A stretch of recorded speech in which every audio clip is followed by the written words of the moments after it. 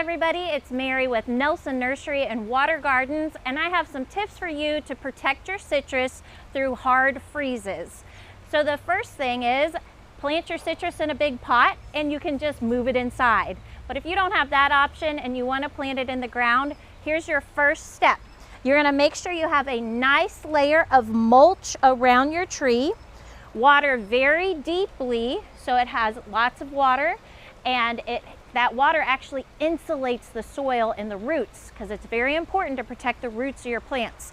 The next thing, as we saw during that super bad freeze Uri, we lost a lot of citrus. So you can use something as simple as bubble wrap around the trunks of your trees. You're going to wrap it, and again, we're looking to insulate.